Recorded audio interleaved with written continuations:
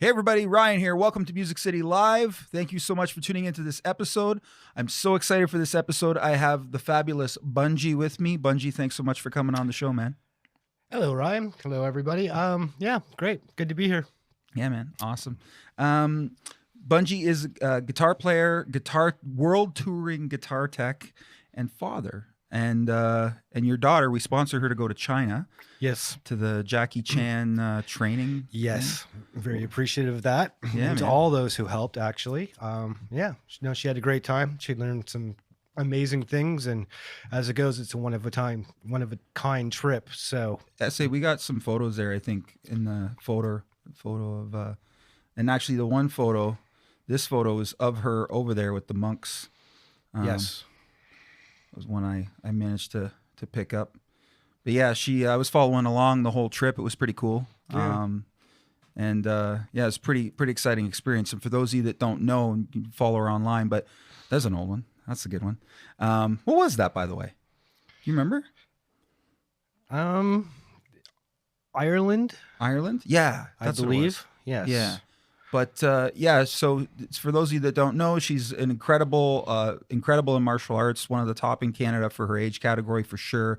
Got accepted to go over and train with Jackie Chan's stunt team over in Beijing, China, and just an absolutely incredible opportunity. Very, very limited on the amount of people that could go. So we were super happy to help her get there, and I can't wait to see sort of where that all goes. But you know, it all stems from the parents, man, as I am one now, as you know. Yes. And I still thank you for the book that you gave me, by the way. Oh, you're welcome. Yeah. Very I don't read a much. lot of books, but I did read that book, and it's helped me immensely. Yeah, it's an interesting thing being in this business, actually. I wanted to sort of, and for those of you who don't know, Bungie is, again, a world touring guitar tech. And one of the questions before we get into kind of what inspired you sort of to do this all in early days, I'm just curious, like, what's it like being a father and a husband, having like a family at home and being on the road? Like, what's that situation like? It can be difficult, but everything kind of is difficult no matter what you do. Like even if you're an actor or politician or doctor, you're going to be away from home. Yeah. There's no way around that. And so early when she was born, I stepped out of the touring world and, went, got the real job, and actually seen her less than I did when I was touring. So Oh, really? only because, yeah, like I'd be out of the house at 6:30 in the morning to go to work, and by the time I get home at 6 o'clock at night, well, she had already been up and fed and in bed. So, I would see her sleep basically. And then when I went back to touring, the nice part is that when you're home, even if it's for a week, it's 24/7. So Right. you're up with her in the morning, go to bed with her at night, hang out during the day, and like 24 hours straight, rather than just I get an hour at bedtime or an hour in the morning. So, Amen to that. I and about that. Yeah. luckily it's all she's known me to do. So it works out. She's used to it. Yeah.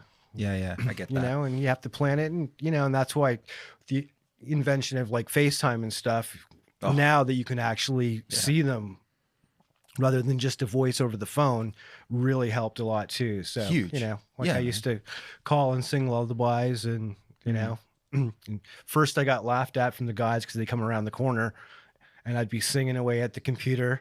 And then I think it was Gavin, one of the stage managers. He's just like, I went and cried. It was the most beautiful thing I ever seen once I figured out what you were doing. Oh, so Yeah, that's cool, man. Well, it's Mhm. it's good. It's good that you put the extra effort in to make that happen for her. And you're right. Like the fact that she's known nothing but that, it's normal life for her, Yeah. right? Which is a good thing. Obviously, with me, I know exactly what you're talking about the hour in the morning, hour at night thing. I dropped mine off this morning and at a sports camp, and it was just like a meltdown. And my wife goes, well, it's only with you that she does this. And it's exactly, she had, recently we went on a trip together up north camping, and she had me 24 hours straight for a week. Yeah. And now she misses me because just like you said, I get up in the morning, drop her off, and I'm gone. And then I don't see her. Sometimes I don't even see her till the next day. Like, you know, we're filming this tonight, and I'll probably get home either just as she's going to bed or she'll already be in bed. Yeah. And so there's times when I only see you for like 30 minutes to an hour a day in the morning, and then that's it. So I know exactly what you're talking about. But yeah, it's an interesting perspective, because I wonder about that with, you know, the whole road thing, because I only did that for, you know, a period, and obviously was single, or not single, but didn't have kids or anything back then. So I was curious, just sort of curious about that, because, you know, I have to imagine that it can be tough for, you know, kids that aren't used to it, and wives that don't really aren't used to it either. And that's what, probably a lot of times why bands end up taking some of their family on the road with them. Yeah. Well, I was going to say, like, it's the guys I work for now, of course, the Bare Naked Ladies they're awesome. We're one big happy family out there, and they're all fathers and have kids too. And so they have no qualms of family or children visiting. Yeah. You know, and usually there'll be some excursion that the rest of the families are going out on when we're all working. Oh, no, it's okay. I'll go. Right. One of Kaya's favorite things actually is took her down, got to get on the tour bus, took the train down in Toronto, got on the tour bus, rode that down to Detroit, you know, across the border. She got to sleep in the bunk, and, you know, next question. Okay, well, we have to plan next year. Where are you going to be? So I'm coming out again. Right. And she had just a wonderful time. So that's cool. You know, and it's, you know, and then they get to see what you actually do during the day. Yeah. So well, it's great that the band. It's great that the band supports that too, right? Completely. Yeah, that's cool. That's really cool. So, early days for you, what does that look like? What inspired you to get into music in sort of the beginning of your life? Kind of a musical family. So, like, my mom always liked to sing and stuff, and both my sisters sang, played piano. We all went to piano lessons, and, you know, and then it's like, oh, I'd rather take guitar lessons, because one sister played guitar, and I don't know. And then oldest sister's boyfriend played in a rock band. So, you know, and I remember sitting downstairs hearing the first Van Halen record the first time, and everybody was excited. Parents were out bowling. Everybody came to the house. It was like opening the Holy Grail or something. But the first Van Halen record came out, and the needle dropped, and I was just like, what the hell is that? No doubt. And then, you know, oh, and he's got a strike guitar. Okay, that's great. And yeah, so I was into sports and stuff too, and I was into motocross, and then, well, let's see, I might have fell off and broke my leg and had nothing to do for 6 months. So dig the guitar back out, and yeah, kind of went from there. And, you know, so when would that have been? 80s, early 80s? 80. Oh God, I was 17. So 86. Yeah. Maybe. Okay.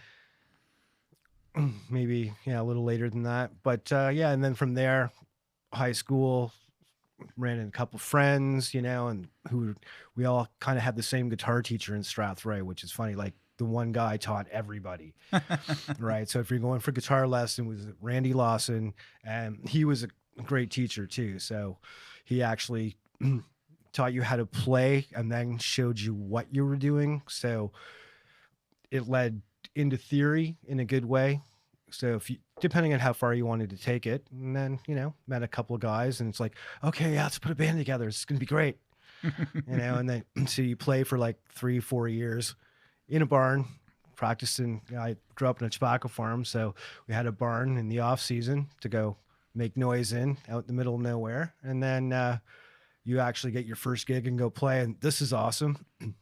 And then you actually go for little tours and stuff and figure out this isn't as great as it seems to be, that you actually have to work. And then at the same time, of course, we had to rent PA lighting systems and the whole bit. So got that from AC Sound and of course Lunacy back in the day. Yeah. And then it was nice. Yeah. Like strange times then too, because if you played weeks at a bar, you actually had to bring the stuff, which now it's like, oh, is it supplied? And you actually carried a PA and lights, and every Monday was set up and Sunday was travel day. And you were locked in for a week. And then I figured out the light guy and the sound guy were making more than me. So I decided I should move over and learn that. Oh, I didn't know I didn't know you did sound and stuff like that. Oh, yeah. If you remember Hans van Leerup. Yeah. Remember Hans? Yeah. So Lear Productions. So we used him a lot to play. And then, so Sunday would be, oh, well, how do you set this stuff up? And then he had nice light board. So how do you do that? And then, so I just kind of transitioned when we weren't playing and, I'll go do lights for the weekend. Cause you can, make money doing that. Sure. And, kind of plugged around and did that for a couple of years. And then, AC Sound one time, Al was going to do a Helix show and he's like, oh, and I was Steven then. So hadn't quite got the nickname yet. Sure. Well, Steve then. And he's like, oh, you can play guitar. Need a guitar guy. I'm like, okay, sure. Who am I doing? And he's like, oh, we're doing Helix. And of course, I grew up in the age when Brent and Paul were like, those guys are rock stars. Yeah. Like complete rock stars. Like I just watched the video yesterday and okay. So I was all nervous about going to do that. And and then did the weekend with them. Paul liked me. Brent hated me because he thought I broke his guitar. Oh no. But he failed to tell me that they were tuned down a whole step. And he has a Floyd Rose and he didn't adjust it. And I'm like, well, it's whatever you did. I just reset it up. And so I fixed it for him after that. And then we were good friends after that. And right on. Yeah. And that was my introduction. That was my first, I got to go all the way to Vancouver with them. It was amazing. And and so I just kind of kept with it after that. Yeah, I was going to ask you sort of how you moved into the teching, sort of guitar teching thing, but that was the beginning of it. It was just teching for those guys. Yeah. And then when I did everything too, like I set up the drums, bass, all the guitars. There's only one backline guy. Sure. And a monitor guy. And then Al would just show up to do sound. Right. I'm the light guy. Right. So it was the three of us and in a cube van and away we went. And I've never been out there. So I remember the one good story on that was we were just coming into Calgary. We were leaving Calgary and Brian, actually he's like, have you ever seen the mountains before? Okay, no, you got to ride in the van with us. With me up front. So went up there and all of a sudden there they were, the Rocky Mountains. Never seen them before. I was so amazed, and it was so have them to thank for that. That's pretty cool. Seeing that for the first time and it was amazing. So learned a lot on that first tour. A lot. Biggest lesson? Can you remember?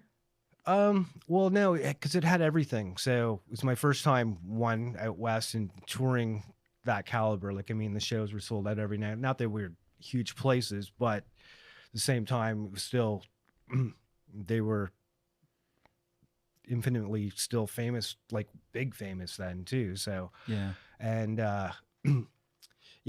and so made it all the way to Vancouver. And then, so as great as everything was, I learned,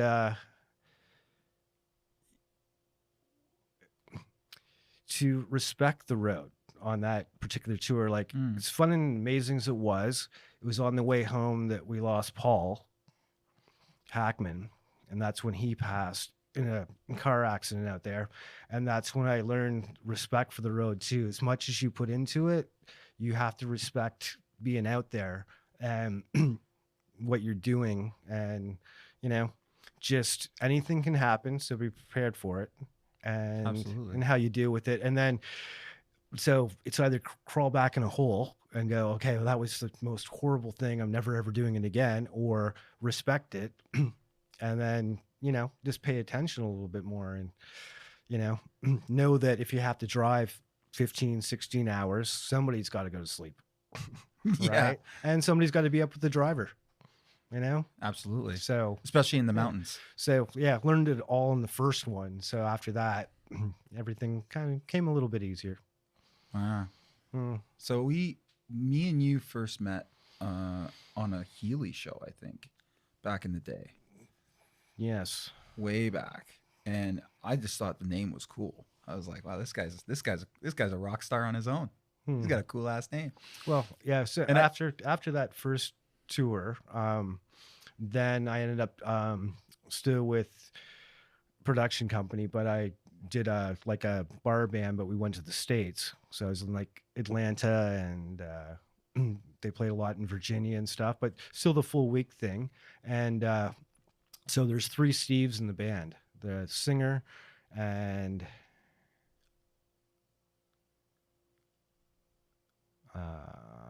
bass player. No, that was Donnie. But anyways, there's 3 Steves, and it got really confusing. And so the drummer actually in the band, and when I had even longer blonde hair, was really curly, but if you pulled it, it would snap back up. So and then I would always be somewhere whenever somebody needed something. It's like, where'd you come from? How did you know the mic fell off? Great. So he started calling me Bungie Cord all the time. And then Carl Hurlbert. Yes. Tough last name. Sound guy. But so he just started calling me Bungie because 2 words never work good together. Sure. So of course, when we came home, we always hung out, and we actually lived together for a while. So he'd always call me that. So when I met everybody else in the rock world of London, I was just Bungie. They had no idea I had a real name. So That's awesome. and nobody did. So that was a good thing. Yeah, man. Yeah. That's So that's where that came from. Yeah, when I first met you, and I was like, wow, that is so cool. That is such a cool thing, right? Mhm. And then around that same time, I met Stan too, and it was like, and then it was a long time before I actually learned that Stan wasn't his real name either. I know. Right? So early days for you, those was sort of what got you into the guitar teching world, and then you basically stayed there, right? Yep. So like after that, I was lucky enough. I worked for 2 local bands that we all know, Blue Bones and the Buffalo Brothers. Mm-hmm. And we did actually opening tours with April Wine, Kim Mitchell. And from there, I met other technicians. And so I think it was the 4 Horsemen tour. Buffalo Brothers were opening for the 4 Horsemen, and a gentleman named Randy Cook was playing drums, and he needed a drum tech. So somebody's manager called me and said, "Hey, you're going to be out there anyways. Do you mind? Heard you could set up drums.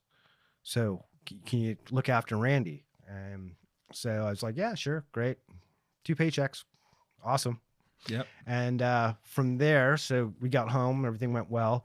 And then it turned out that Jeff Healey band needed somebody to fill in for a couple of shows. One of their guys was leaving, and Donna and the operations manager at Forte Records were good friends. And he's like, "Oh, I just had this guy, Bungie. He's great.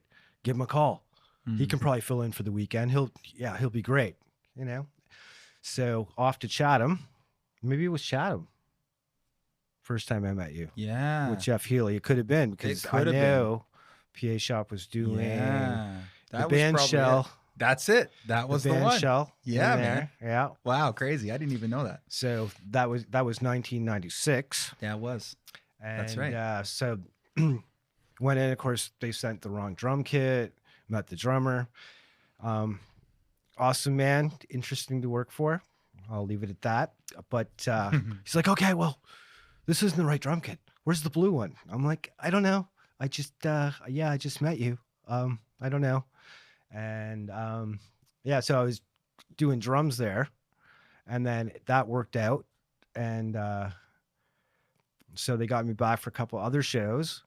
And then I went out with one of their oldest, a guy that had been with them forever, name of Steve McDonald. So I was drums. He was doing all the guitars and everything. So he's like, "Oh, we got to do this couple of shows in the States." I think it was the Horde Festival then. Okay. So went down to do that. And he's like, hey, you got this pretty together. He goes, I'm moving on to something else. He goes, anybody can do guitars? I'm like, for Jeff?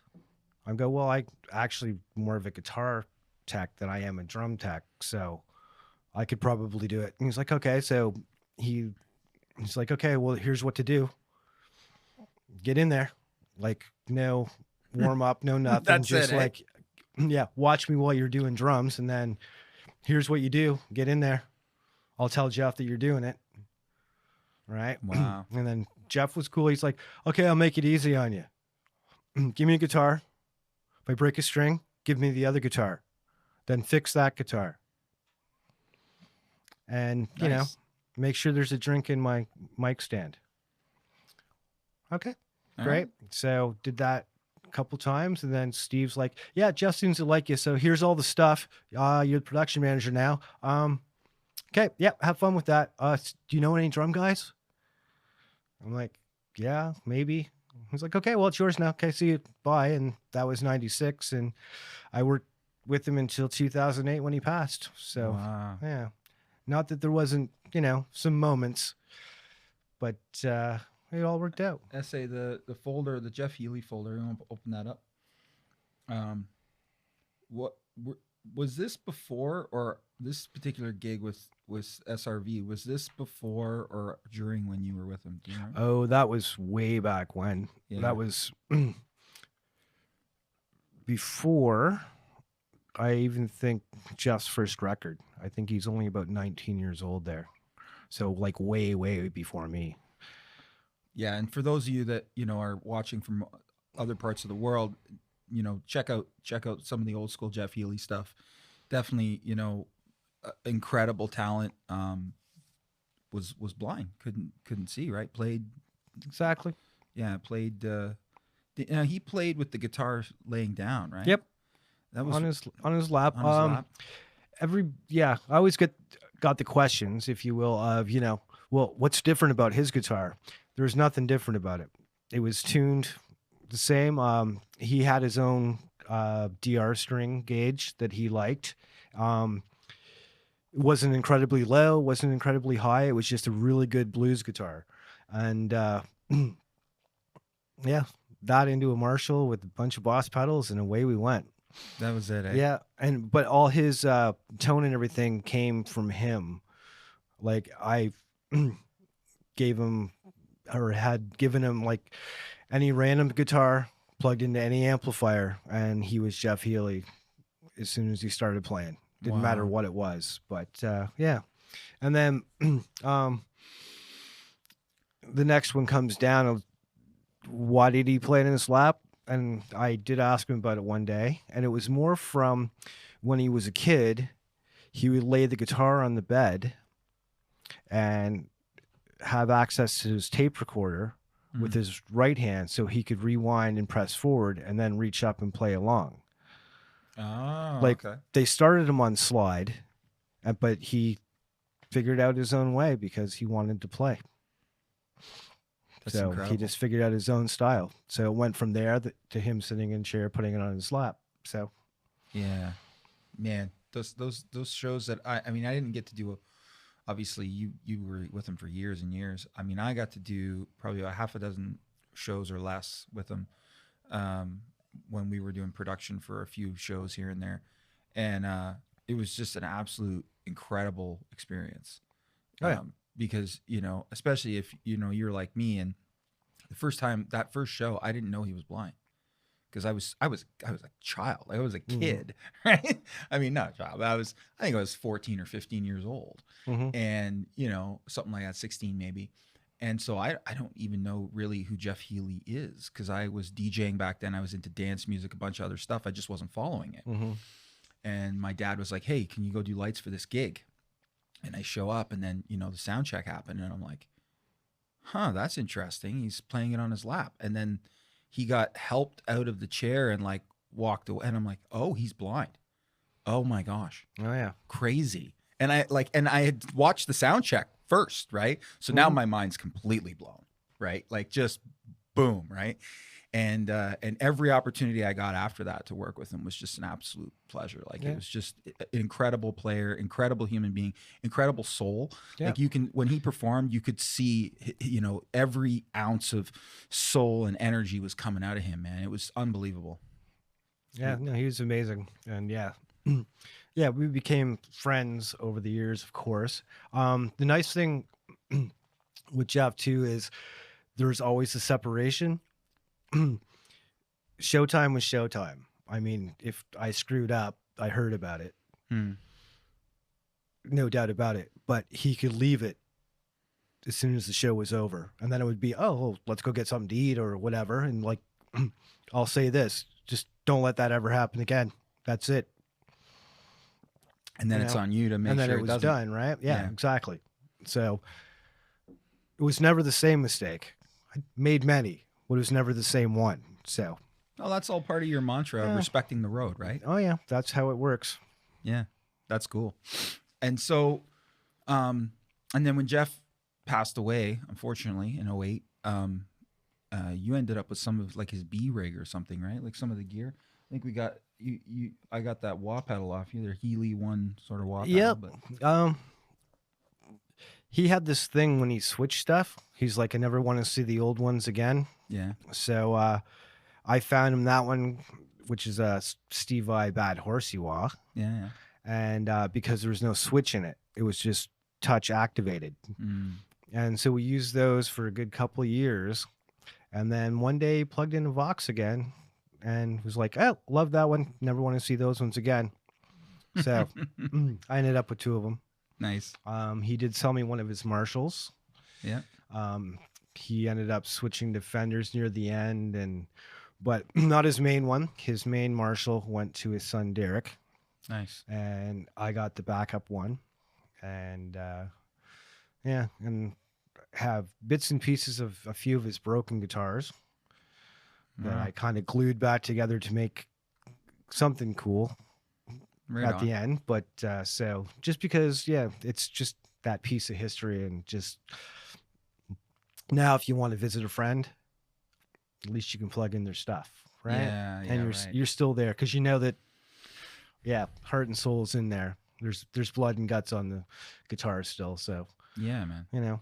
Yeah, and you want the stories to live on. You want the all of that, and that's kind of why, one of the reasons why it's cool that you got me that pedal, and some of the amps and stuff that we have hanging around from John Angus and some of these people, right? Our Lady Peace, but yeah, it's it's interesting. I think for me, the Healey thing was kind of the beginning, but you did stuff with some other people too, right? Like what happened after the Healey sort of run? Well, kind of,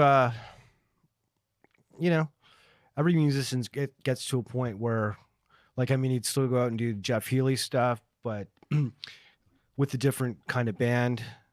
There is, I don't really talk about politics of inner workings of bands and stuff, but everybody moved their separate ways, and Jeff was more into one. He was father for the second time, so he wanted to be closer to home and not touring as much, and he was focusing more on his jazz band, Jeff Healey and the Jazz Wizards. He did have the club in Toronto, which he gave his name to, but he was kind of in charge of the entertainment, who went in there and who played. And over the course of his playing time, he knew a lot of people. Of course. I met a lot of people, a lot of great musicians, so he could go and sit with them without having to go to where they were. They would come to him.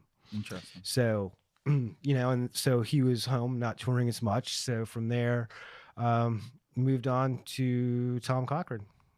Oh yeah, that's right. Tom Cochrane. Yeah. Yeah, man. And everybody else in between. Well, and at the same time, like when Jeff would take a break or the band wouldn't be doing anything, I'd still go out for anybody else who needed somebody for the weekend or fill in for the other techs I met along the way. So I'd be like, oh, you can cover me for the weekend? Do this? Okay, yeah, sure. I haven't worked with Tom Cochrane before, but I've attended a few shows that he's done. and I think you might have been at the one show. It was an Oktoberfest in Kitchener show. I don't know if you were there or not. I can't remember. But yeah, great band. And the Red Rider stuff is awesome too. Oh, yeah. He does. But yeah, and then sort of the before we get, because I know the BNL thing will come up shortly. Mm-hmm. Some you mentioned earlier, you mentioned the Blue Bones thing. Mm-hmm. And I'm assuming, is that where, because I wanted to ask you about Boris. Is that where you met, when you met Boris? Yeah. Playing in a band when I was a teenager, kind of met everybody out there. Yeah. There's Boris. There we are. But, so no matter, you'd see everybody on Sunday. The band that played the week before was leaving as you showed up. And so that's where I met like Stan and Boris. And at the time, Blue Bones was the act in London that you wanted to go see and the band that you wanted to be in. And you wanted to be that good. That was Bob's birthday. And then, Boris and I kind of hit it off right away because we can sit and talk about guitars for hours. Yeah. And different tones and, who the best player is and what the best, and then come to the conclusion that anybody who can loves to play is the greatest player. Right. And then, and then we hung out for like ever after that. And then when they actually toured, then his first call was like, yeah, if we're ever, really rich and famous, why aren't you come and do my guitars? I'm like, great. You have one guitar. So maybe we should think about getting another guitar. Well, nothing's ever going to happen to this guitar. I'm like, well, you never know. You never know. But we ended up using the second one for just another song. But that's another story. But, no, we were friends since then. So that would be before 96 even. So I don't know, probably around 94. No, even before that. Around 89. Keep going back. 87, 88 probably. Wow. Yeah. That's cool. Right when I was just old enough to get into bars for the first time. But yeah, we've been friends since then. So that's been awesome. Cool. And then, I don't know if I've actually told this. I'll do the Cole's Notes version of it, but the story about Lodnon Guitars. And it was funny because I think you had come in to the store to get strings or something. Yeah. You showed up here one day to pick up some strings, and then it was like a week later, Boris showed up and pick up like a 10-pack of D'Addario strings. Yeah. And both you guys said the same thing to me within a week. And it was like, I was, even back then I was like listening to my gut, I'm like, oh, that's kind of interesting. But yeah, both you guys were like, hey, what are those guitars doing here? And I had, I think, a Yamaha acoustic and a ESP electric or something. And they were here because I was carrying the iRig and we were just demoing them and stuff. But you guys were like, hey, you guys going to do guitars? And I was like, oh, not really, but why? And, both of you guys were like, oh, if you're ever going to do it, let us know. Let me know. And then it was after Boris came. After Boris came to me and was like, okay, well, there's something here. And I went to my brother, and my brother and me had gone to the MEAC show. It's no more, but it was our sort of Canadian trade show, our mini NAMM, if you will. And one year we had went and we had, talked to all the lines, and we had, really tried to figure out, is this something we want to do? And we sort of figured out that, it wasn't really for me and him at the time.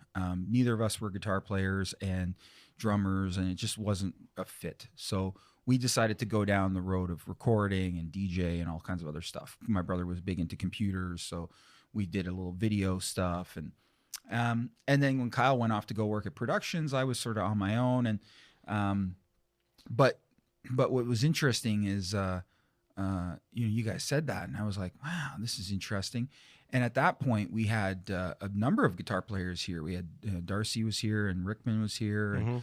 And, so I thought, oh, let me see what these guys have to say. And then I called you guys up, and you guys came in. It was a Thursday afternoon, I think it was. And we sat in my office and we talked about it. And I pretty much knew right away. I was like, this sounds awesome. Like, and I remember Boris's whole thing was he flat out, it was like he had prepared it coming in. He's like, just so you know, man, if we're going to do this thing, it's got to be like the old school mom and pop style. It's got to be like, exactly. we have to know, you know, we got to know your name.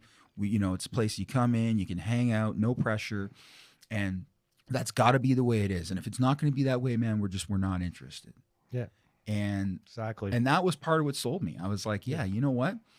I like this because, you know, for those people that know me, the reason I started the store was because I was a customer that got messed over by somebody who I trusted and who lied to me. And I tried to get service from this person after I bought some equipment and it didn't work out. And my dad was like, hey, what do you want to do? You want to start your own store? So it was just, to me, when Boris said that, it was like, yeah, man, this fits perfectly with the intention of why I started, you know, PA Shop Sales and Rentals at the time, now Music City, Canada. But yeah, the Lodnon Guitars thing for me was a no-brainer. So, you know, in those first sort of 10 months of us sort of figuring it out and me driving around and us all kind of figuring out what used stuff we were going to get and getting it. I mean, that was some of the funnest, you know, building it was super fun for me. And, you know, learning. I mean, the learning curve that I had, not coming from any kind of guitar background, the learning curve that I had was insane. And I mean, obviously, like you said, you and Boris talk guitars constantly, and you know, you never stop learning. But for me, it was like everything was new, like everything, and it was exciting for me. And it still is. It still is super exciting. And you know, and then of course we brought Stan on, you know, because we sort of needed another person because you were still going to be going out on the road and stuff. So Boris was like, yeah, we should, you know, Stan used to do sales. We should bring Stan on. Plus he has the nose. For some reason, Stan can find things that no one else in the world can find. I don't know how he does it, but it's, I just found, you know, an 80s white Marshall stack still in the box. Yeah, I know. It's only been played for like 2 hours. How did you find that? And he drove up to the middle of nowhere to get it too. Yeah, but he found it. Yeah. Like just amazing things. Incredible. It literally is incredible. That's what he's got the nose for it. I know. For some reason. I know. And it's an art, man. It literally is a Stan art form. But it's great. And you know, it's part of the glue that makes the whole Lodnon Guitars thing what it is. And we all brought something to the table. I mean, you did, Bungie, Boris did, Stan did, I did. And you know, and so it's been a fun journey, man. Yeah. 2016 is when we opened, September 2016. And now we're in 2024. So 8 years. You know, eight years of nonstop fun and adventure. And it's our anniversary coming up this month. September, right? Yeah. So this month is our 8th anniversary of Lodnon Guitars. Mm-hmm. But yeah, man, it's been amazing. And we got some photos, Essay. I just grabbed a bunch of random photos online of. So there was the ribbon cutting day when I had my beard and my long hair, and the famous Boris hat that, you know. Yeah. The trademark Boris hat. Yeah. It's awesome. And there's you. We got that I swear Boris should have bought that guitar. Yep. He played that thing for anyone that wasn't here. He played that thing in store every day for like shop months. Guitar. Yeah. For sure. And all parts behind you. That was your profile photo on the website. With the Van Halen shirt. Wasn't a Van Halen shirt. No? What is it? Look closer. It's actually a White Horse shirt. White Horse shirt. So it's faded. That's why I couldn't. I looked Luke at it and quick. Melissa. Yeah, that's cool. Mm-hmm. Yeah. Nice. Yeah, we did a bunch of giveaways. That's when the shirt was newer. Yeah. That was us headed to NAMM. Oh, there we go. Yeah, headed to the NAMM show. Yeah. Oh, I had the beard there too. Oh, in the barn. Yeah, in the barn. There it is. There we are, the four of us. The OGs. Lodnon Guitars OGs with the shirts on too. And there's you teching away. That's in the new shop, actually. That's in the new guitar shop. But yeah, it's yeah, well, I had a shop in every room in this building, I think. So Yep. Yeah. Well, as we continue to morph and grow, it's like, you know, customers come in and they're like, "You changed things again?" Mm-hmm. That seems to be a thing with us. We like to morph and change, but yeah. So yeah, why? So Yeah. I see their guitar teching. So why stick with guitar teching? What's the thing with guitar teching that you love so much? I like to tinker as it is. So I had a great grandfather growing up, and he get me model cars, and we build model cars, and never ending adventure of things you could do in his workshop, right? Oh, you want the, oh, look, we can make a bow and arrow, right? And then once I started playing guitar, of course, once again, I mentioned I had a really good guitar teacher, but I was like, oh, I'm spending a fortune every time I want to, set this thing up, and it's not playing right. So he taught me that, and my grandfather taught me how to solder stuff. And of course, as I said, Van Halen, first thing I heard was like, that's awesome. And well, his guitars were all thrown together and built and put this neck on and put this pickup in. And then how do you put this in? And I just wanted to know. I wanted to make my own guitar rather than go to the store and pay a fortune. Right. It's like, oh, if I can take it apart and put it back together, I'm saving a fortune. And then for some reason,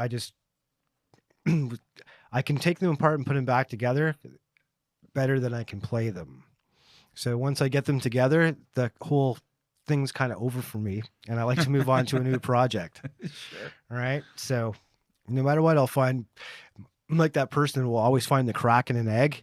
I will find the one thing with every guitar, the one thing that's wrong with it, and how can I fix it? It's kind of a thing for me. So as I would say to my daughter, yeah, I'm a tinker fairy.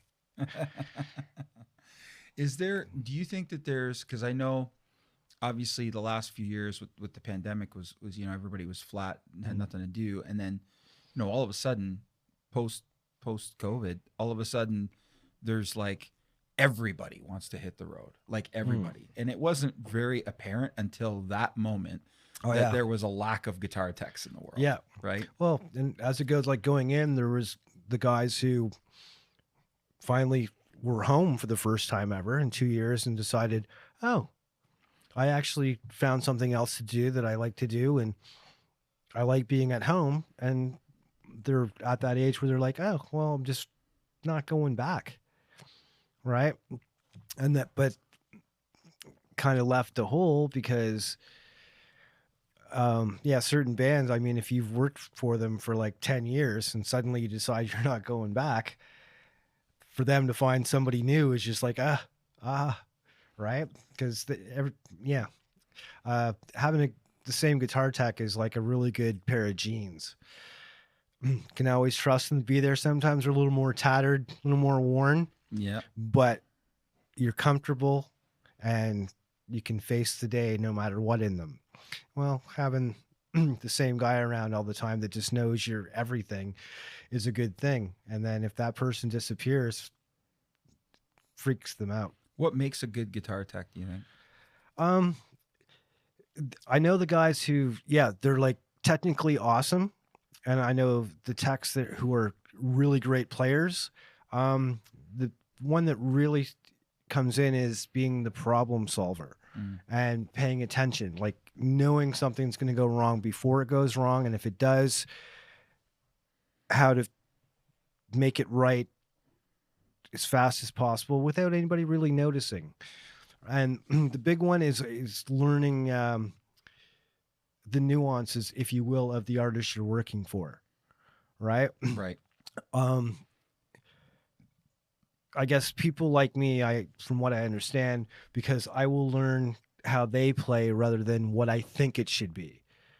Like I know how, Gibson says a Les Paul should be, and I know how Fender says how a Fender Strat should be. But depending on the player, that might not be the same case.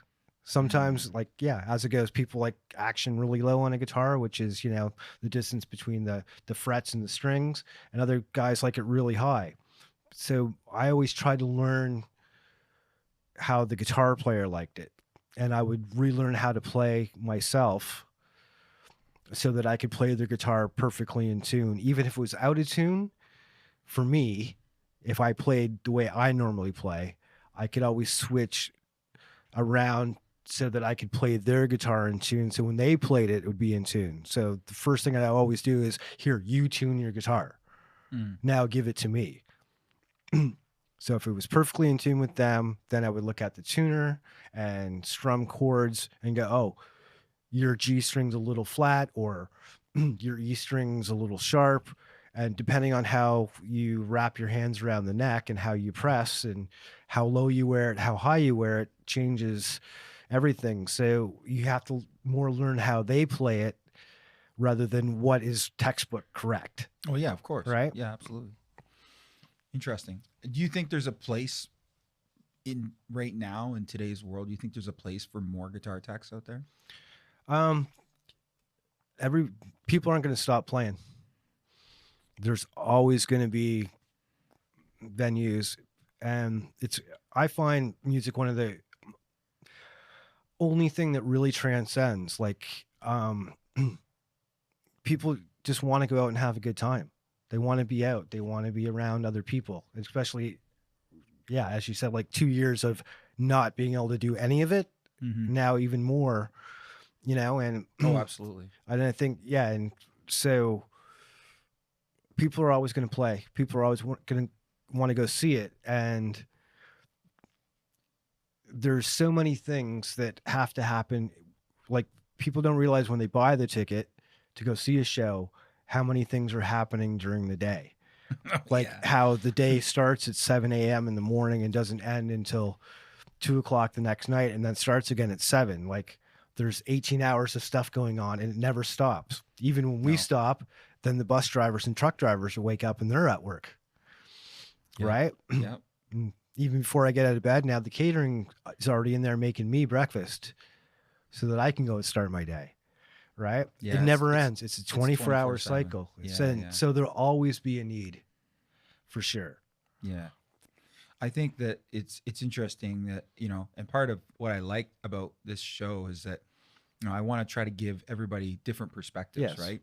Because I think that, one of the things, especially here in Canada, we're a real small community. We're 1/10 the population of the US and even less in the music world. And because a lot of our music artists have gone other places around the world, right? Left the country and whatever.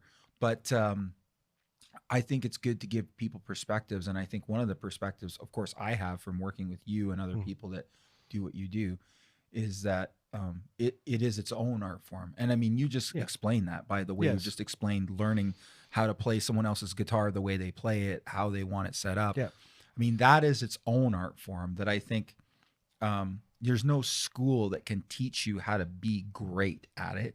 It's an experience thing. It's a personality thing. It's a, it's a caring thing. You have to want to learn how that person wants their stuff and not have that ego going into it. Right. So I think it takes a certain kind of person to be a guitar tech or even let alone a great guitar tech. Yeah. But it's an art form of its own. And so is what I used to do. So is lighting. So is sound. So is all those behind the scenes positions. Right.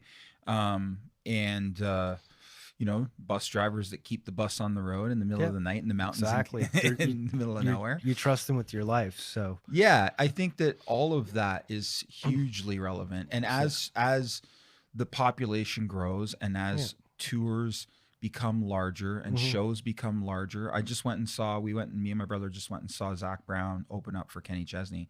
Nice. And at Ford Field, and just a monstrosity of a show, but unbelievable, just the amount of stuff that was going on. And shout out to Robert Scoville, who was mixing that night for Kenny. It sounded phenomenal. And I, like you, have worked in the business for years and know, like you say, what goes into all of that. And it was awesome. It was awesome, man. And it was totally dialed in. But you can see, like, there's a lot of moving parts. There was 4 bands that day. Uncle Cracker was the opening act. And it was just, but there's so much going on because, there's a song that Uncle Cracker does with Kenny. So Uncle Cracker's, normally, okay, strike the band. It's like, no, Uncle Cracker's coming back on, man, in 3 bands. Yeah. So keep his ear rigs and everything on the side of the Yep. stage. And, there's just so much going on there. And like you say, every night in a different place. And it's one thing if you're doing it in bars or theaters, but I mean, these guys are doing it in a massive, football stadium, every week.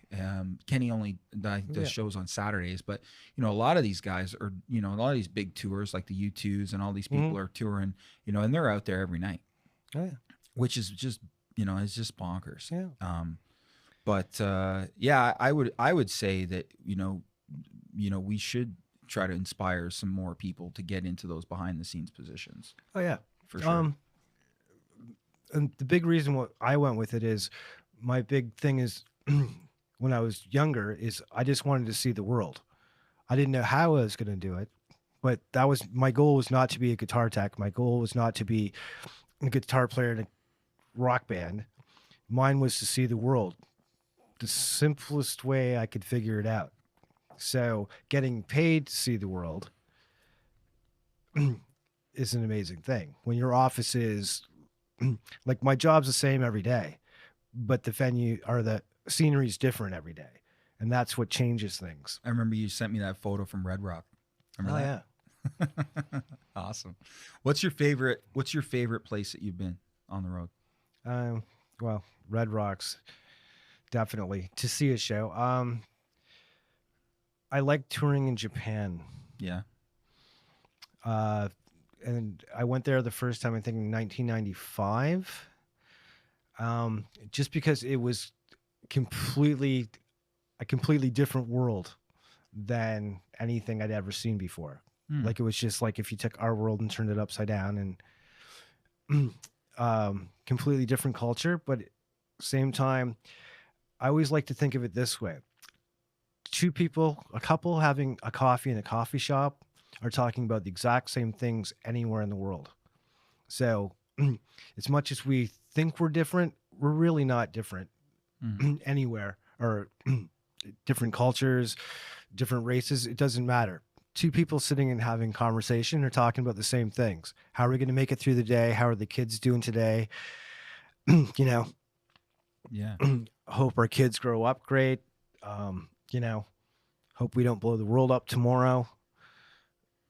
People are just people anywhere you go. And that was one of the most amazing things I've ever learned, is that, and to feel comfortable anywhere, right? And learning how different cultures do things is amazing. So that absolutely was kind of my goal of getting into this in the first place. So if the secret needs to be out of the bag, but that was my thing. So, and this was just, it was this or, I'd be in the circus. Because it's kind of the same thing. Yeah, right. Really, at the end of the day. It is in a lot of ways. Yeah. So, you build it, they will come. The traveling musical and they will have circus. fun, and then you're off to the next place to make it happen again. Yeah. All right. Yeah. And it is like a circus in a sense, because you got all these different people, different personalities, different everything, different perspectives, and it all somehow comes together every night and puts on this incredible show for people that all together experience this thing, right? That's cool. Mm-hmm. The touring life is interesting. Do you prefer like fly-in dates, or do you prefer the bus thing? I'm definitely a bus person. Yeah. Flying was cool for like the first week, and then I was kind of over it. Well, no, it's just it's too much of it breaks the day up a little different. Like, it's nice when you're done and you get to go get on the bus with your friends, and you actually, you sleep in there, but you hang out, and you're not waiting to hang out. Yeah. Well, and you're not rushing as much. Right. And like, the worst that's going to happen is the bus is going to break down. You're going to be late. Whereas when you're flying, it's just, oh, well, flight's canceled. Okay, now got to get to another airport, or it's just a little more chaotic. Right. And you're always rushing no matter what when you fly. Right. Yeah. It's true. Whereas like to be done and take a shower and just go out back and get on the bus and move to the next town rather than back to the hotel, take a shower, make sure you get up at 4 a.m. because you have to be at the airport for 6 a.m. because your flight's at 8 a.m. But then, no, your flight's not till noon now. But load-in's at 1 and it's a 4-hour flight. So now you're not there till 5. And you have to do it again the next day. So you never really actually sleep. You just kind of close your eyes and there you go. You're at the next place. So yeah, I'm a truck and bus person. Cool. I prefer that. So 08, Jeff passes away, and then a few years of there's some Tom Cochrane going on, there's some other stuff, and then 2010 I think you said was BNL, right? Yeah. So dates overlap. As I said, like there'd be times when Jeff wasn't doing anything. So like, I mean, I did the tea party in there, and like I started with Jeff in 2001, or with Tom in 2001, because Jeff Healey band wasn't really doing anything at that point. They were taking a little break from the road, but Tom was going out, so just moved over to that camp, and sure. And then Tom wasn't really doing anything, but the tea party needed somebody, so I went and did that for a little while. And old friends Harem Scarum, they're the ones that took me to Japan for the first time. So, but every year when the Japanese trip would come up for 2 weeks, didn't matter who I was working for, it's like, oh, I got to go to Japan. You got to get somebody to fill in. You're making me want to go to Japan. Or don't book me. Don't book anything for this 2 weeks. Is going. Right.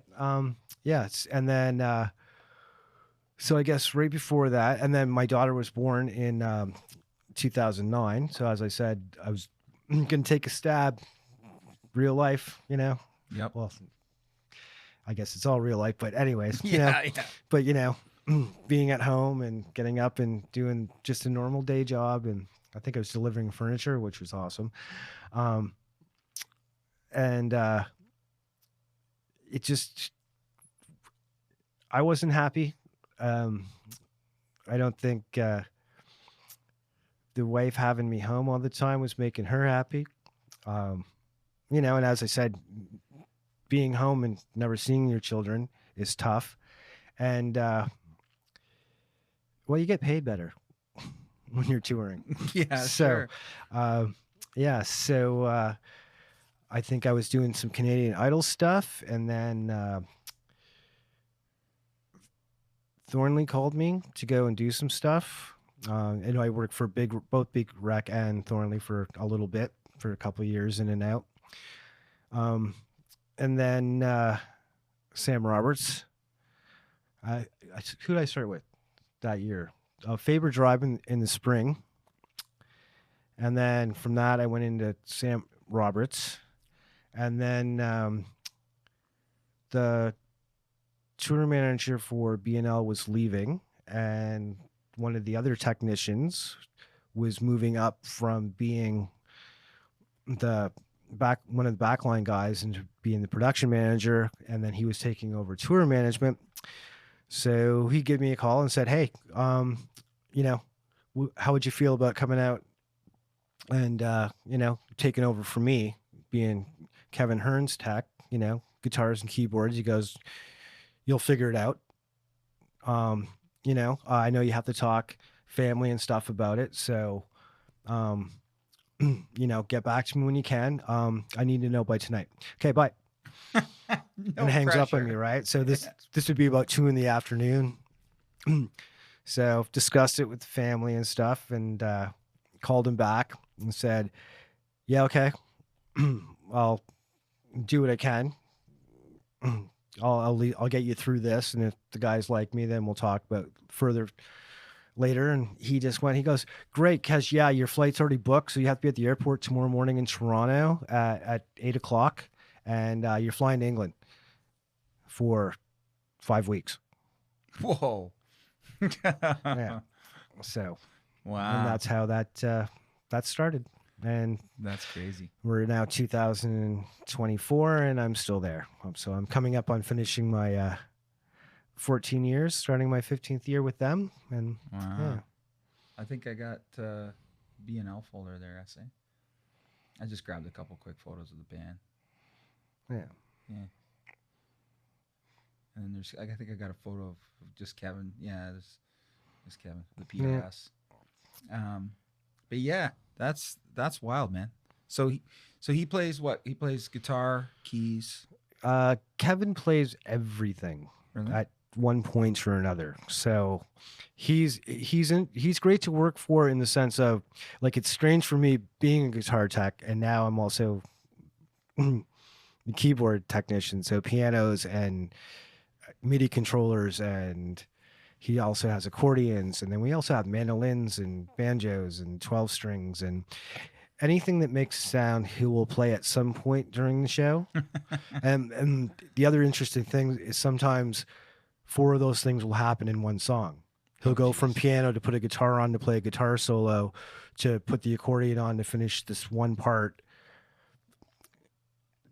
back to, he has a remote keyboard that's out front, then back to piano, and that could all happen in one song. So as I said before, sometimes paying attention, yeah, you don't have to be the best guitar tech or the best keyboard tech, but you definitely have to pay attention to what's going on.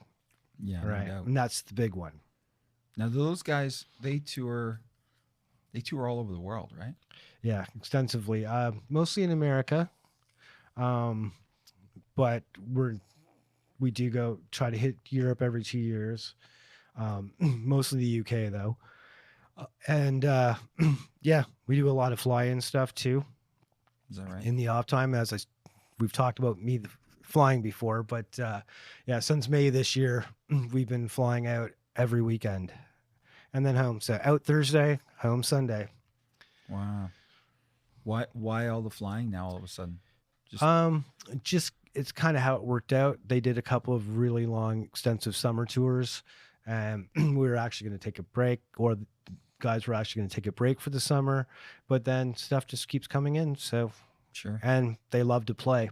So yeah, absolutely. That's the big one. I know I talked to you about favorite countries already. Japan was your sort of favorite country. Do they have a spot that they really like to play a lot? Their fans are in America.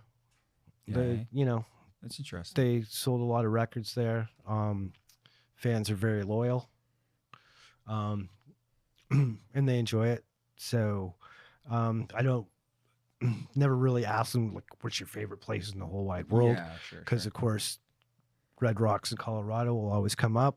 The Greek Theater in Los Angeles, of course, anywhere in Toronto, actually. Is that right? As much to say we spend most of the time in America, they are very proud Canadians. And so we do love playing in Canada as well. Highlight's always Newfoundland.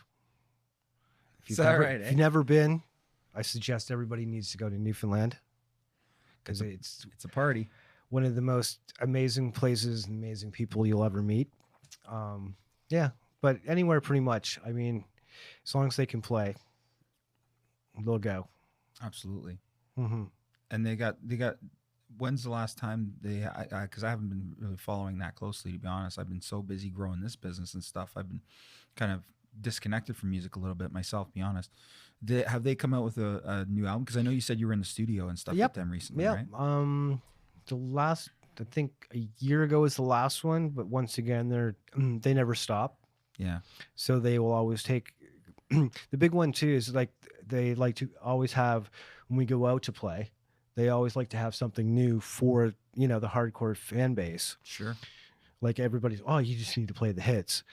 Well, there are people in the crowd that it's like, oh, they own everything, and the guys always come with something great. That's cool. So they're always constantly creating, and yeah, so it's amazing. So with them, we get to do everything. Like, they go to the studio, we go to the studio. Maybe not for the whole recording session, but definitely to set everything up. Where do they do their pre-production stuff, and do they record themselves, or are they in a real studio, commercial studio?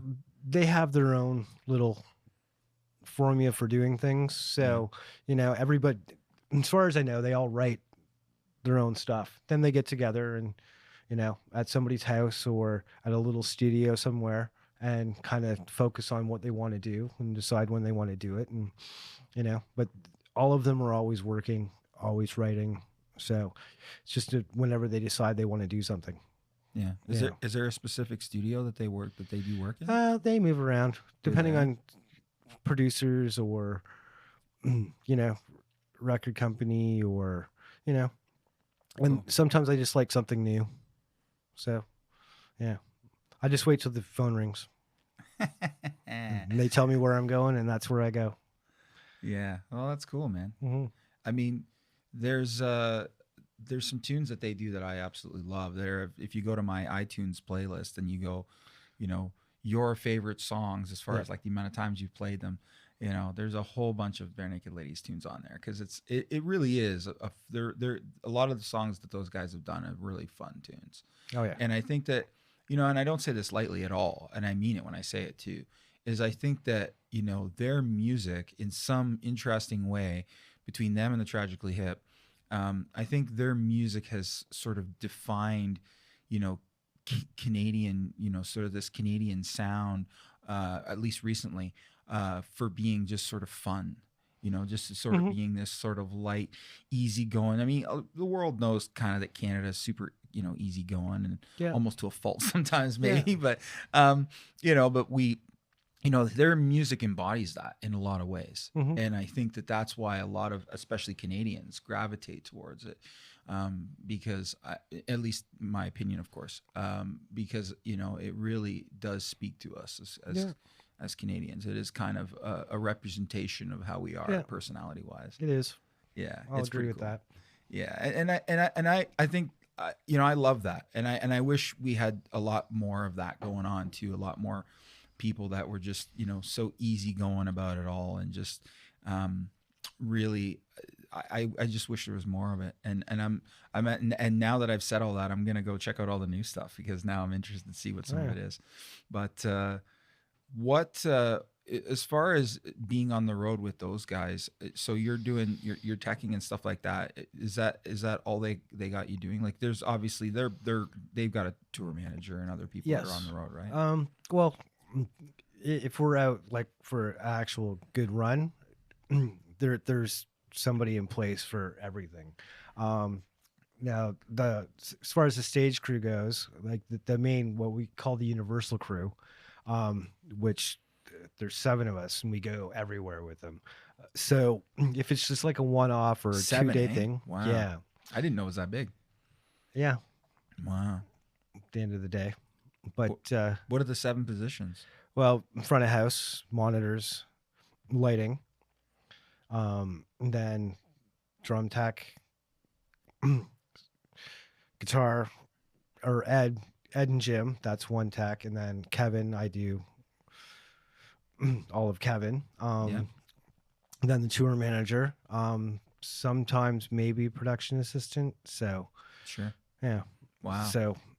But we're very tight. Like every one of us can do the other person's job, which is also kind of a weird Canadian tech thing that I've noticed that doesn't really exist anywhere else. Like not too often anywhere else can the drum tech be the guitar tech, and can the guitar tech do monitors, but we can all switch if we have to, sure, or cover each other. Like if it goes down to it, I mean, if the other guitar tech's out for the day, I can make it through. It's going to be a pain and it's going to be a lot of work, but I can make it through. Has it happened?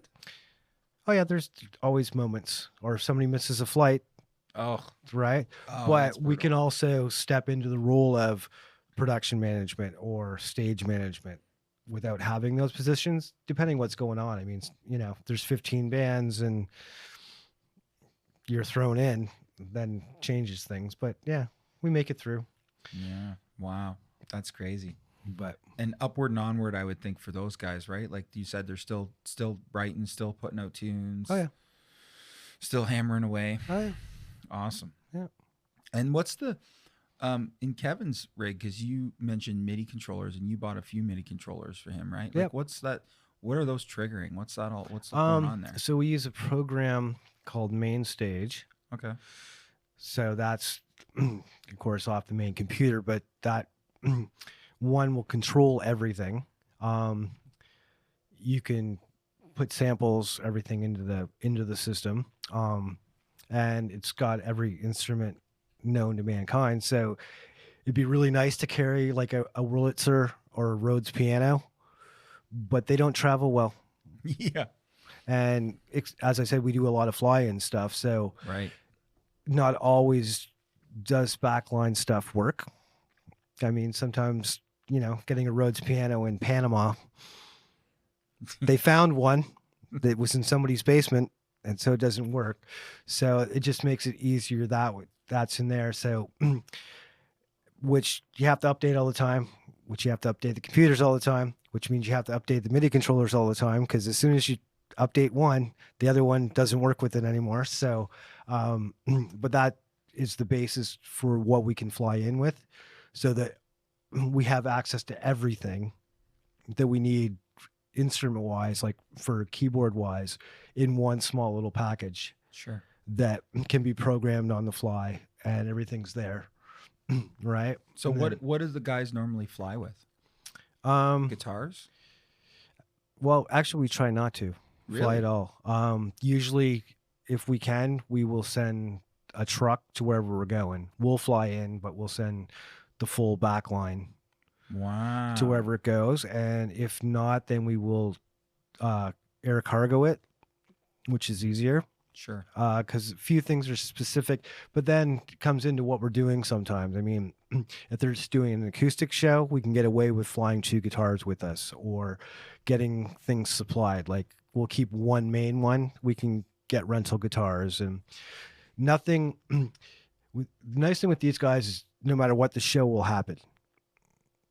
Oh, yeah. No, the show is going to happen. No matter what it comes down to, the show is going to happen. That makes your life and easier. So the show is not going to happen because the piano's not right, or I don't like that guitar, or this amp doesn't work. Oh no, it's happening. That's part of the Canadian. If you can thing make all over it, again. yeah, if you can make it make a sound, we're going on.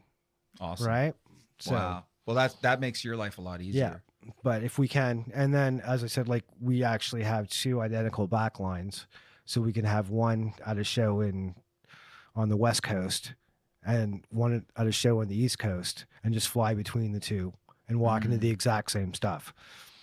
That's awesome. Which took a while, but we got them kind of tweaked together, so sometimes the band doesn't notice which set of backline we're using. That's awesome. Yeah. Yeah, that's great. I mean, that's really cool, because I mean, all of a sudden for them, it just makes life so much easier. Yeah.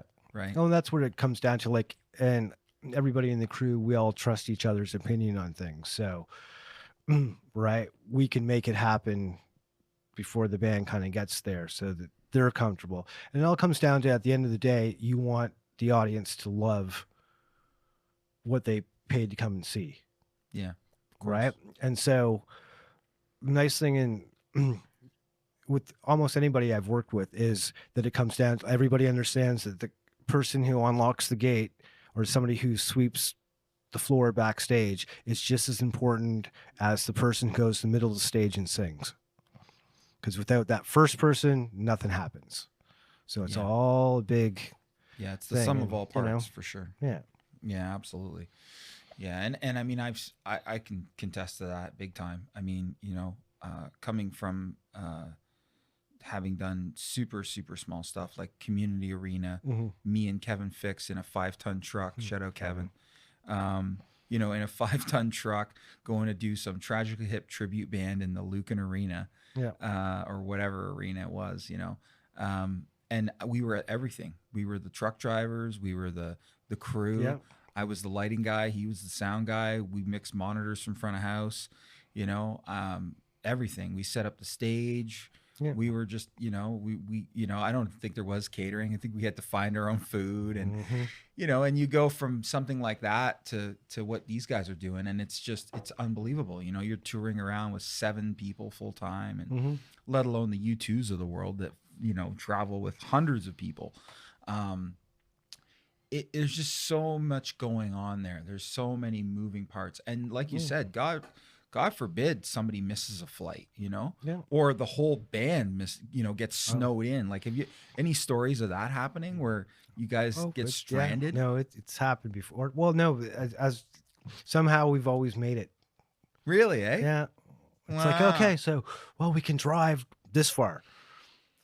So flights canceled. Oh, let's rent 2 vans. Now we're driving 4 hours to this airport and hopefully catch that flight. Like, can we make it? But yeah, no. Wow. While you've been with them, they haven't missed a show? No. Wow. That's incredible. I mean, that just shows the dedication other than, of it all, right? Mother Nature steps in sometimes. Well, yeah. Yeah. But that means the whole event's canceled. Yeah. So right. Yeah. So no matter what, show's gonna happen. Craziest show ever.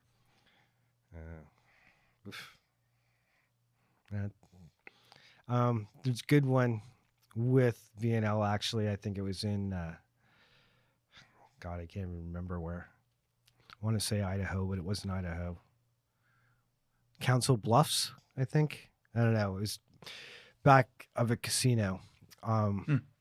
And show starts, everything's good, and it's clear skies, nothing on radar. And all of a sudden, as we hit the stage, there might be some rain.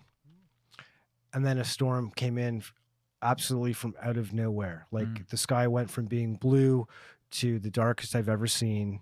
And there was no lightning, then there was lightning. And I think we were in the middle of like 1 week or something.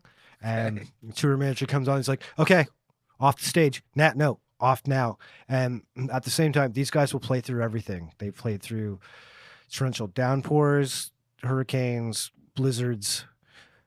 Till there's lightning, keep going. 'Cause big one is you have to get the fans, of course, to safety, even before us. But to the point of Keith, the other guitar technician, grabbing the double bass out of Jim's hands, me pulling Kevin off the piano, lowering as the roof is lowering, and it came down like about a foot of rain in about 15 minutes. It was amazing.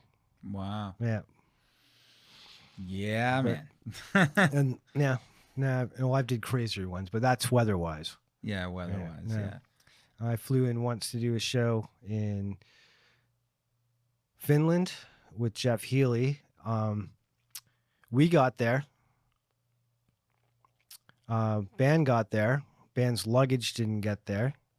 Tour manager calls me. He's like, okay, so just so you know, band's in a really, bad mood. Like, airline lost their luggage. They have no idea where it is. And I'm like, yeah, well, airline lost all their gear too. So we have nothing. And we were flying everything in because we were starting a Scandinavian tour. But it won't mention the airline. But yeah, it didn't show up. And he was headlining at the Salsas Festival. So there had to be 25, 30,000 people that we were headlining for. Wow. So I just got the local promoter and stage manager, went up and made an announcement. Well, luckily we had some rented backline there, and so we did have amps and a drum kit, but none of Jeff's guitars or his pedals or anything. So they just made an announcement that in order for Jeff to play that night, we needed a couple of Stratocasters, and in 15 minutes there was like 25 laying on the ground. And I'm talking like, wow, not just somebody brought their Squire down, like guitars I've never seen before in my life. Like, here's a 1964 Stratocaster. I'd really love Jeff to play, and I'm like, no, not going to happen. No, I go, because at the same time he's doing his show, so if he decides he wants to put it on the ground and dance on it, he's going to do that. Yeah, right. I go, so maybe not that one. But once again, Wow. power of rock prevails sometimes, and No got the stuff. They show up. I tell them what's going on. And I think this is my second week with the band No at the big same deal. time. Well, but it was after that. It's like, oh, well, we got through it. It happened. You're hired. You're good. You're good. You made it. You can deal with it. Yeah. Yeah. Well, that's part of it. It's like Oh, you yeah. said, the troubleshooting, right? But that was a crazy show. For sure. It was, but it was Wow. good times.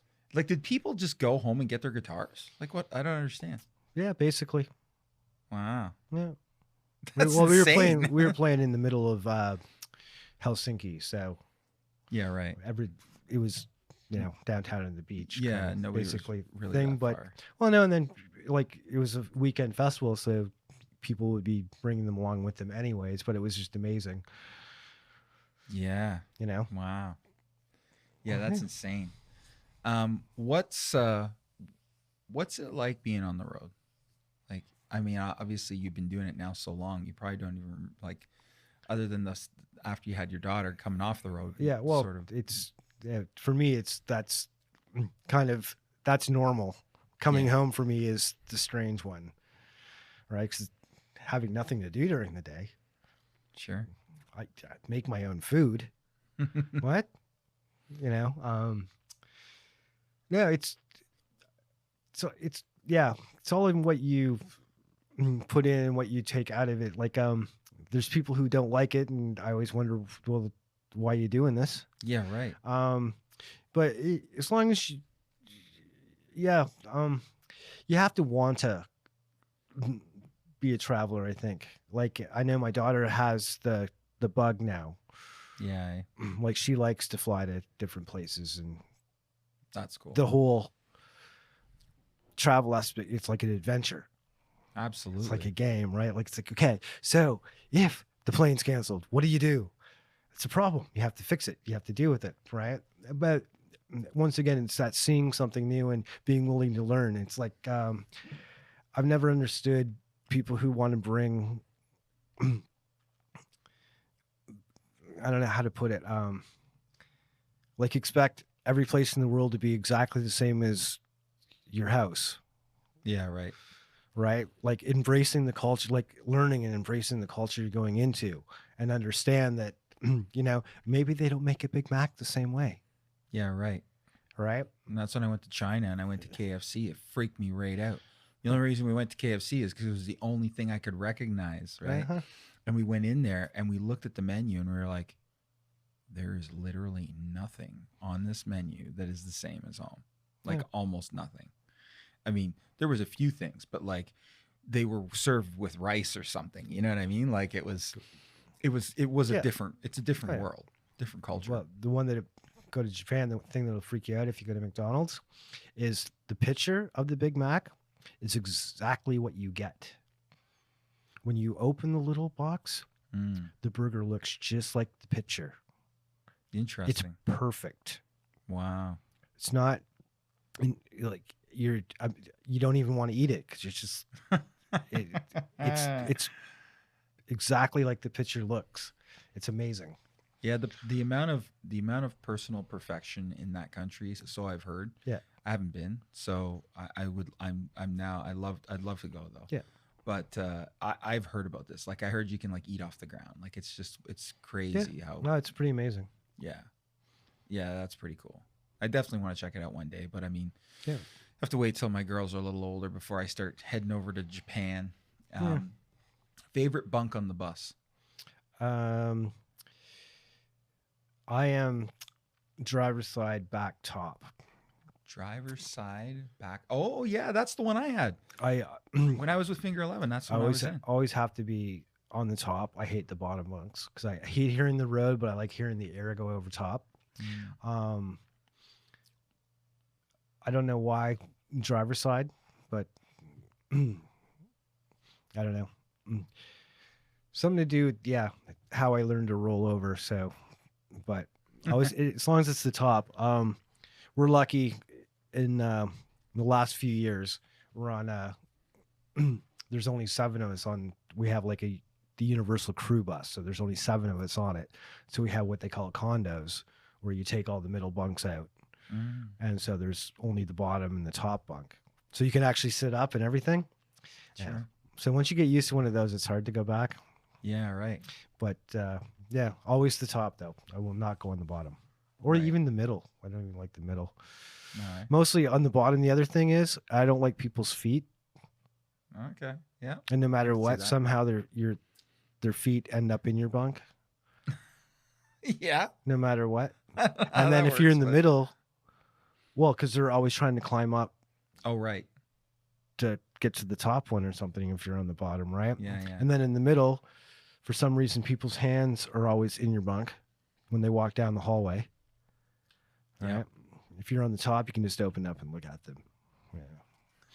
So. Yeah, that's cool. Favorite guitar to play? All of them. Now I constructed one in high school that probably the biggest piece of crap ever. But ever since it's been together, it's the one I play. Everything I own or have played compared to that one. Not that one plays great. It's mine. So everybody else might hate it, but it's just went through the war with me, and I've broken it in half so many times and put it back together. And that's the one I also did everything to. It's like, oh, how do you change the pickup? Oh, how does Floyd Rose work? Oh, how does, what happens if I put a big hole in it like Steve Vai's? Oh, shouldn't have did that. Yeah. So are there any guitar brands that you tend to lean more towards that you prefer? Depends on the genre. I'm a Strat Les Paul person, like more of a Strat person, because I like the you can change things. Like if you don't particularly like the neck on it, you can always change the neck out, or you can change the pickup configuration. And I like the way they play. They're balanced really nice. They're comfortable. Les Pauls, Gibsons, I like, but for the Gibson sound, like mine is, if you want a Fender sound, then play a Fender. Don't try to make your Gibson sound like a Fender, and vice versa. If you want the Les Paul sound, play a Gibson or a Les Paul. I always make stuff in between. But as I said, like to go towards a certain brand.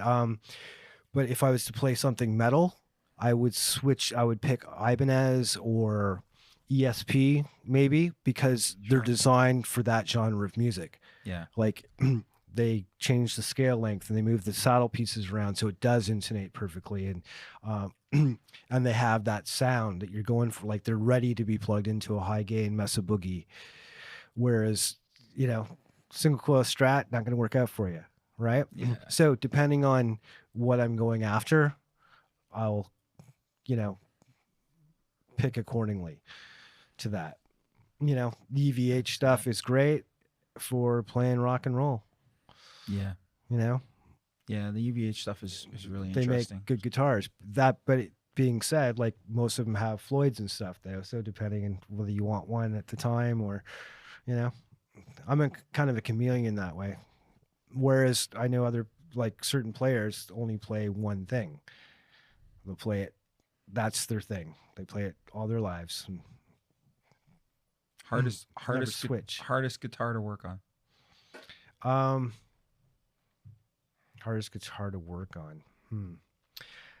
Until you actually know it, anything with an Evertune bridge, they're awesome. They're amazing. Yeah. But doing an actual setup for the first time can be difficult.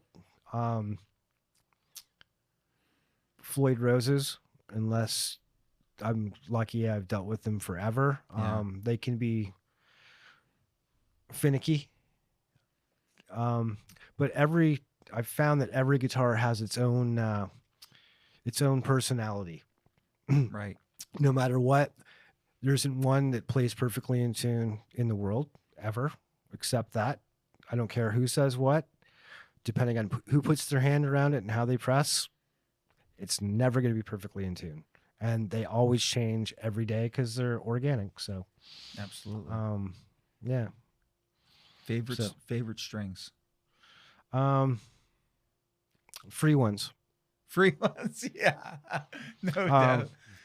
well, I've always, Do bands still get free strings? Yeah, well, I was Like going to say, Swank? I've been working with the guys at DR for like a long time. So I'm partial to them only because I know how they're going to react. And, but the one that you like is the best one. It doesn't really matter. As I said, like, I can't say that a $36 string isn't better than a $5 string, but in my line of work, the strings usually on the guitar for 24 hours tops. Right. So Yeah. when you're changing them every day, every string's a really good guitar string. Do you need to change strings every day, do you think? Or is that just a thing that people do and they have access?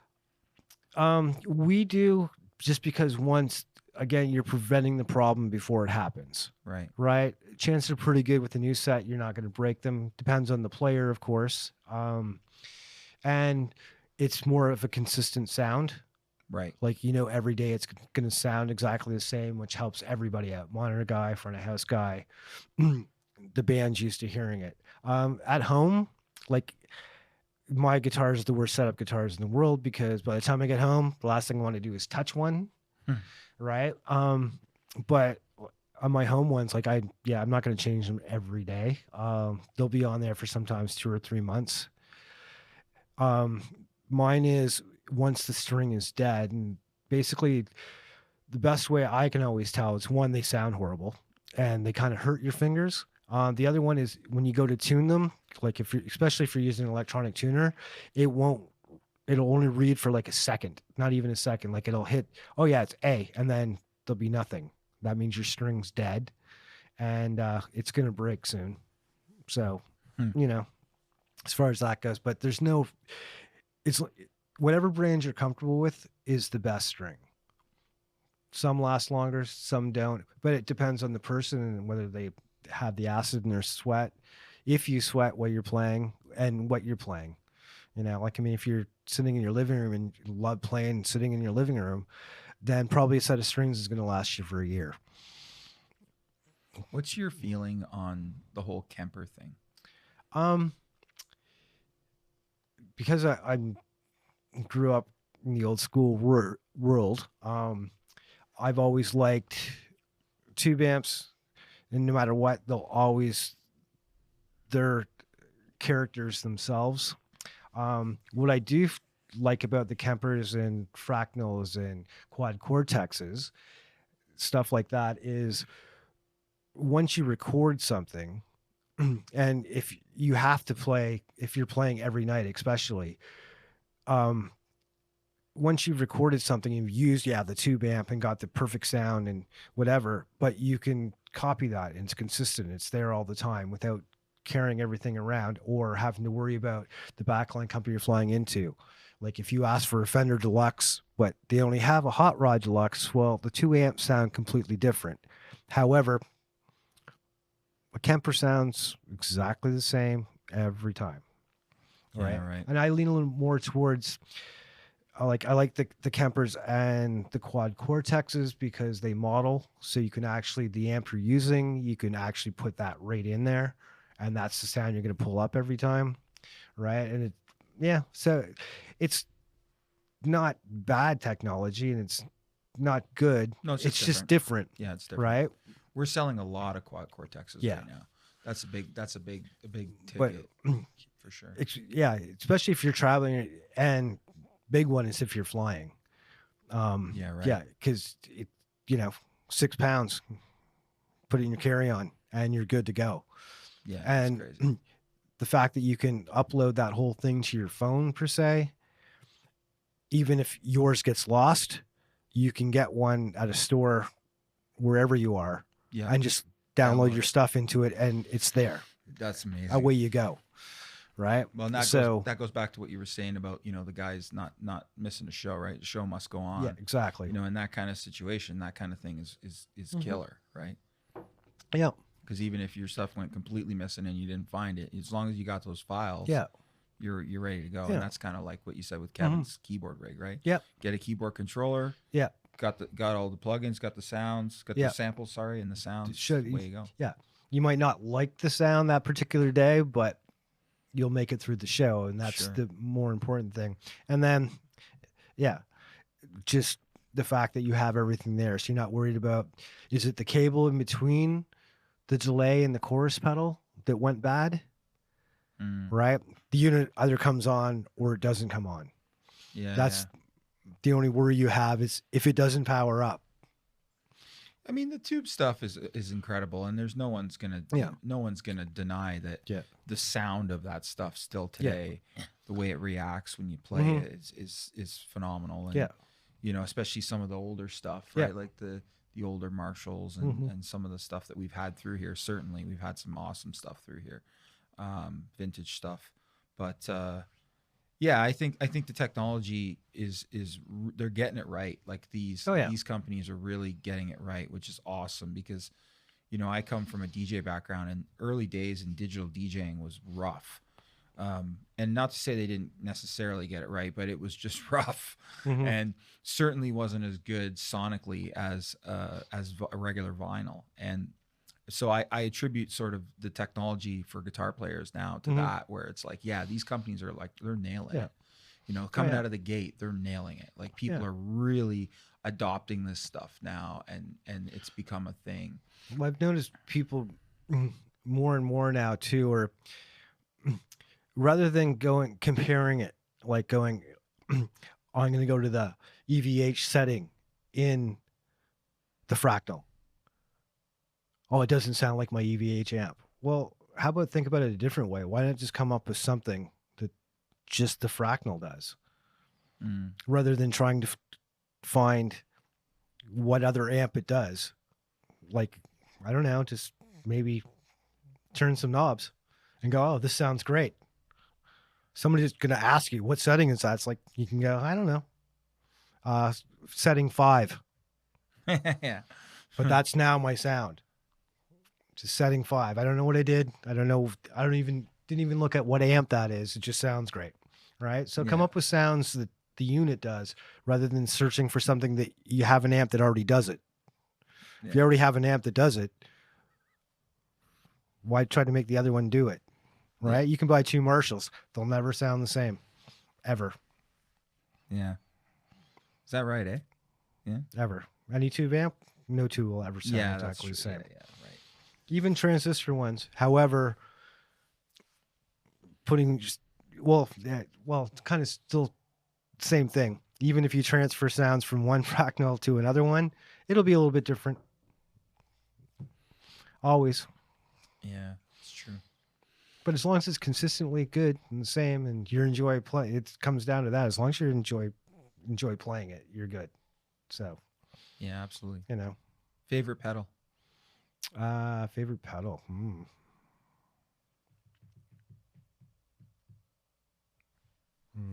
Now I gotta think. Now it'll probably always still be a TS9 Tube Screamer. Yeah. Yeah. Sweet. It's kind of the first one, so it's when. Yeah, it's always a search after that to find that pedal again. Yeah. Yeah. It's always the one I'll go back to, just because I know what it's going to do. And then I'll move on from there. But as long as I have one of those, life is good. There was one that Boris was all about for a while. There was that Digitech one. What was that Digitech one, the silver one that he used to go on about all the time? It wasn't a Tube Screamer or anything, but it was, what was that thing called? I can't think of it. It'll come to me when I stop thinking about it. But Freakout pedal? The Freakout pedal. Oh, yeah. That's the one. That was the first NAMM show when we went to the first... Boris and I went to the first NAMM. I think with you. That photo that we showed. I think it was the plane. Yeah, it was that one. But we walked around the corner and they were Digitech's like, oh, this called the Freakout pedal, and the guy demoing it did one thing. It's like, yep, take it. Right, and so just so everybody knows, having that. So it, how to put it? It's a digital feedback maker, okay? So but creates natural feedback, but it's an effect that's so close to the real thing, it's kind of scary. But for anybody that the other big complaint as a guitar player is if you're using any kind of a Kemper or something like that, and you're used to playing with, a Marshall on stage, when you go to have natural feedback and stuff, I mean, you just face your guitar towards the cabinet, and it happens. As soon as you move to one of those, now you're relying on, I'm still going to have some kind of a little monitor, or I'm going to have to go stand in front of the PA itself to get that to happen. Whereas this amazing little freak out pedal actually will fool you into thinking that you're actually getting a natural feedback, and it feels real. Like you can actually feel it in the guitar. Yeah. It makes your guitar I know it freaked Boris right out one time. When we first got them into here, and he actually hooked it up himself. Yeah. He was like, just roaring about it. I have mine set one way to do one thing, but it does it really, really well. I haven't even got to like phase 2 of what does this switch do and where you can set it. I do know this though. You can set it so that it'll do like an EBO effect, but you can do it on any string at any time. You don't have to move the little thing, and you don't have to find it and turn the little switch on and find the light and put it on the one string, and you can just go ahead and do it. It's good. It's a great pedal. When you're teching, you obviously are on the side that whoever you're teching for is on. Yes. Do you have a favorite side to be on? Been on the right side forever. All depends. I like the left side, but I like the side with the most amount of room. I don't like being on the same side as the monitor engineer because they have a lot of stuff. Yeah. At the same time, they always want a lot of room, eh? Monitor guys. No, we take up a lot of room. But the other thing that fails if you're not on the monitor guy side, means that especially if you have off stage amps like we do, means that your amps are now beside the dimmer rack. So tube amps really like the dimmer rack. But no, I don't really have a preference. I can do it from either side. I prefer to be like closest to my artist that I'm working for. You ever had a situation where you weren't? Oh yeah. Oh no. Sometimes BNL show, like there's honestly no room left on the deck for my whole world. So I'll be back behind downstairs somewhere around the corner. Right. Running guitars. We also we're lucky that we all run in-ears, and every one of the techs has the pack his actual artist is using. So I hear exactly what Kevin hears. Two reasons. One, I can hear exactly everything that he's doing. It's kind of weird because I hear mostly, like I have no idea. Sometimes the bass isn't even in the mix. But if something goes wrong with his pack, I have the exact thing on my belt to give to him right away. Right. Right. Because simple as sometimes guys sweat gets onto the ear pack, it just shuts down. Whereas mine's fine, so that goes on. Sure. We'll deal with it later. And then as long as I can hear what's going on, I don't necessarily need to see as much. I know the guitar's working because I can hear it. I know the keyboard's working because I can hear it. Yeah, and if it stops, when it shouldn't stop, I know that I have to go see what's going on. So I can be around the corner. Like there's certain guys that have to see all the time. I can be a little further away. Yeah. Sweet. Yeah, I've been in those situations, especially smaller clubs and stuff like that, where there is no stage left in stage right. Especially when there's like walls and doors and yeah. But you guys you're playing bigger gigs now and stuff like that. You mentioned acoustic stuff. How does that differ from the bigger shows? Like obviously you're taking a lot less gear, but what does that look like from your standpoint? Doing acoustic stuff? It's just for me less work, but yeah, right. No, they're a little bit more intimate, a little more interactive. All four guys still go to the show though. Oh yeah. Yeah. Yeah. Well, and the nice thing is, yeah, they can sing a cappella if they need to, and the nice thing is it never really lacks. Like the show is still awesome. It's still, the songs are still have the same thing. There's just, you're hearing them different. That's all. Right. But yeah, it's fun. And then you did. I want to touch on it for a moment. I've got a folder with some pictures there too. You did the last bunch of shows with the Hip, right? Not with the Hip. Or with Gord. I did. His Secret Path. Is that what it was record? Called? Yes. Okay. So just him. He did a record for the Indigenous peoples. Okay. It's a story too about Charlie Winjek, I believe that's how you say it. I think that's right. Yeah. But it about the residential school stuff and he actually pretty much brought a lot of that to light. Amazing person. So as I didn't really ever do anything with the Hip, I was just part of the crew for the Secret Path because Kevin was did the live show. So as it goes, wherever Kevin goes, I usually go. Right. So I didn't realize that. So it was an amazing thing to watch and be part of. So proud of that. And so I know him through that, but other than before that, just upon meeting them backstage and stuff. I mean, if you're working anywhere in Canada at some point or another, you did a show with the Hip, and as it goes, they're all amazing guys. So, Yeah, absolutely. I was just me and my brother, we were at the Canadian Live Music Awards, and they were just given lifetime achievement awards at that, which was phenomenal. A couple of the guys, and it was really cool. I didn't get a chance to meet them, mind you, but they were kind of just in and out. But phenomenal band. So I just thought I'd bring that up. But yeah, man. Well, dude, thanks so much for coming on the show, man.